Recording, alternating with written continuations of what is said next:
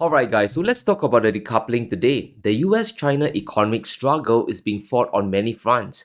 Now all the headlines are printing about tariffs, tariffs and tariffs. But behind the scenes, an industrial and financial decoupling is ramping up. And this is perhaps even more important.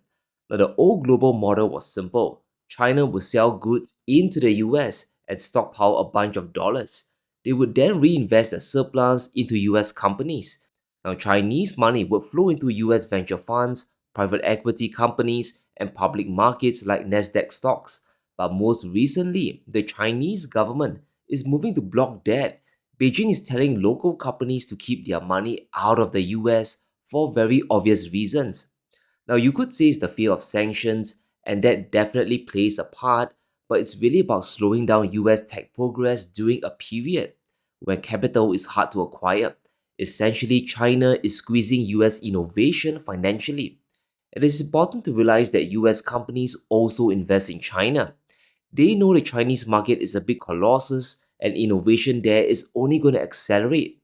Now, a lot of American investors, despite the rhetoric of China being the biggest US rival, pours their money into these companies. US investors, they have money in companies like Alibaba and EV giants including XPeng and NIO. And these are billion-dollar corporations. Now, as China globalizes the world and their consumer market grows, the stock price will increase. So US investors will benefit from the Chinese economy growing. And this is how a global financial system is meant to work, where everyone wins. However, now China's pissed off. Remember what the US is doing to Beijing's economic model. A big part of it is trade to export affordable goods to the world, including the US, to build up their trade surplus. And today it's around $1 trillion annually, a big amount. China can then use that gigantic pot of gold and invest it to build up their reserves. But the US is hell bent on breaking that model, even though it hurts the US itself. America has a $1.2 trillion trade deficit. That means other people are selling us goods that more than we are selling them. And that's just not balanced. It's not fair. We're losing $1.2 trillion a year, of which directly and indirectly to China, that's about $1 trillion. China sells goods to Vietnam. Vietnam repackages them and sells them to us. So the idea is the president wants balanced and fair trade, and tariffs are the tool to create balanced and fair trade. It's just unsustainable for $1.2 trillion to be exported to the rest of the world, meaning our money is going to the rest of the world. It's building them up. However, for every action, there's always an opposite reaction to consider. China is already going to block investment dollars entering US companies, but things are about to escalate even further. Chinese companies are starting to bar a number of US investors from participating in their growth.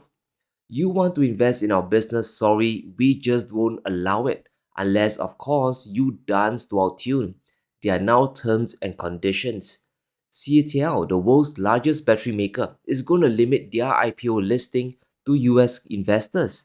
And this is the Chinese supplier that sells critical batteries to even US companies like Tesla, Ford, and GM. They are moving their IPO sale to only onshore investors in Hong Kong, so many US domestic mutual funds will be excluded. So a ton of American retail and institutional investors will not be allowed to participate. And this moves us quite a few objectives, and the most obvious is to get US funds to open an offshore account in Hong Kong, to move money away from Wall Street to China's financial district, financial hub, and this helps to build China's financial sector. Secondly, is to reduce the need for dollars in investment. Now, if a Chinese company like CATL lists on American exchanges like New York or Nasdaq, it directly increases the demand for the US currency. More equity trading is done in dollars. So this move has big consequences, especially if more Chinese companies decide to decouple from Wall Street. It's a form of de-dollarization. And will this move work? It most probably would. Now, the CATL deal was supposed to raise only $4 billion, but estimates are putting the total proceeds at more than $5.3 billion at the end of the day because demand will be off the hook. Global EV makers are dependent on their batteries. Investors, they all know that, so they'll rush to pound money into the biggest IPO of 2025. We can expect many Western investors to ditch Wall Street and open up accounts in Hong Kong to get in on the action. Now, is this warranted and fair? Well, let's just rewind time back just a few months ago. Trump moved to block US companies from pouring their money into China, so American firms, investors, and funds will find it harder to invest in Chinese innovation. At the same time, the US also wants to stop Chinese money from buying up the US. Doesn't just apply to US farmland, it also targets US tech companies. In addition, Trump is also trying to get foreign capital to the US. So if investors put $1 billion, they will get preferential treatment. Now, this is very questionable, but it confirms that the US is trying to attract money from the world at all costs. And when it comes to global investment money, this is a finite resource. If money goes to the US, it's capital that can't go elsewhere, including China. So Beijing's response is to be expected. Now, over the past few weeks, Besson has put the delisting of Chinese stocks on the table. The threat to cut away US capital and money from Chinese companies. But once again, this is going to backfire. Here are the top 30 Chinese stocks listed in the US. Alibaba, for example, has a market cap of $285 billion and it is listed in New York. In total, these 30 companies have a combined market value of nearly $900 billion. That's a lot of money from investors, both American and foreign. So if Besson decides to delist Chinese companies, this will force the firms to run away and list in Hong Kong, and the end result will be extremely predictable.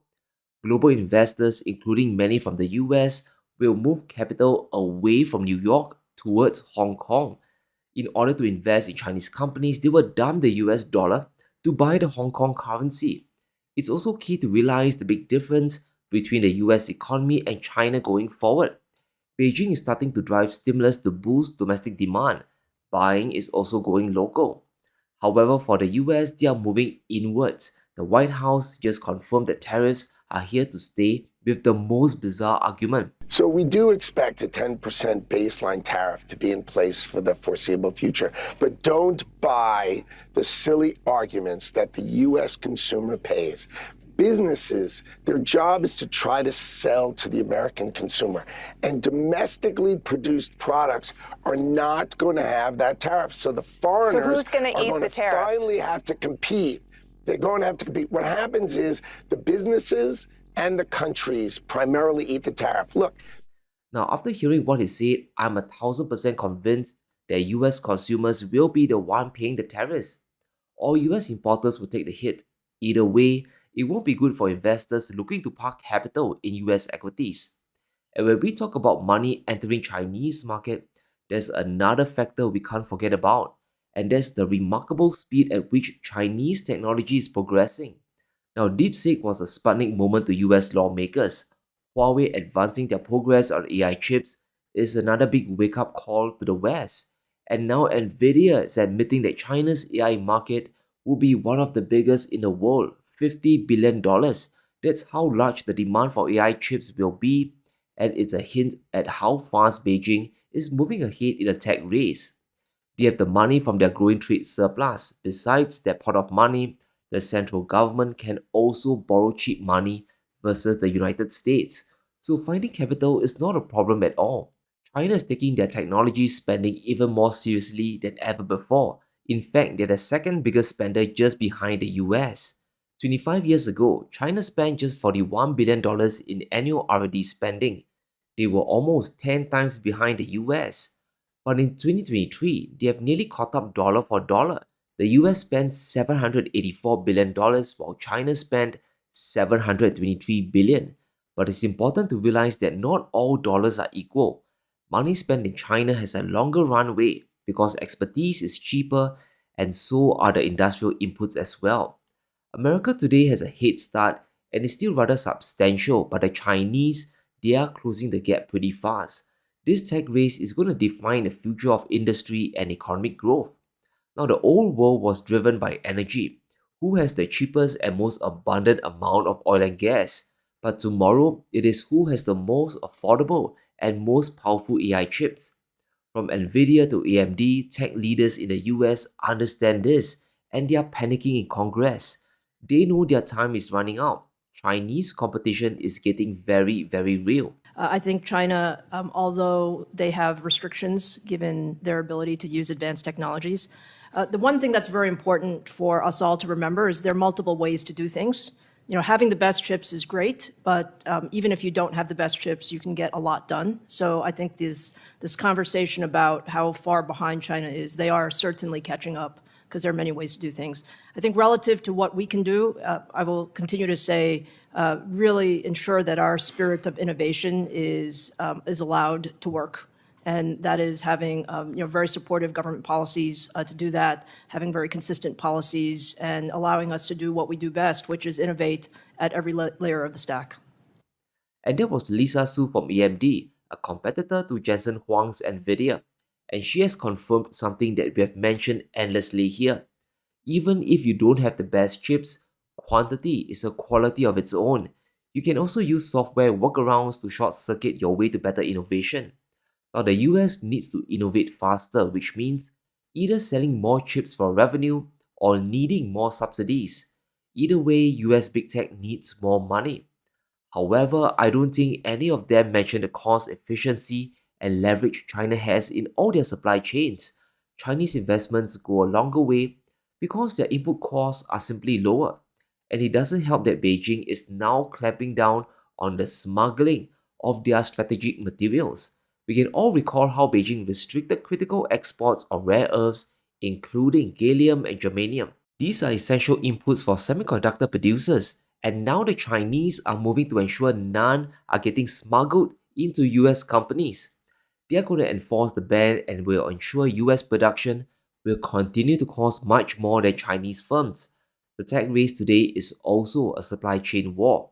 But beyond that, there's another worry that's sending US tech leaders into a meltdown, and it's how the chip curbs from Biden or Trump they're handicapping American tech progress. The number one factor that will define whether the United States or China wins this race is whose technology is most broadly adopted in the rest of the world. This is a global market, and it will be defined as technology markets typically are by network effects. 18% of the people in the world live in China, 4% live in the United States, 78% live somewhere else. The lesson from Huawei and 5G is whoever gets there first will be difficult to supplant. So Microsoft is completely right. It's the classic first mover's advantage, which is something that the US can't afford to lose. It's perhaps the only leverage they have left against the Chinese. And what he just described is tech dominance. Huawei, for example, has achieved that in 5G. A lot of applications are built on it, and now it's very difficult to supplant.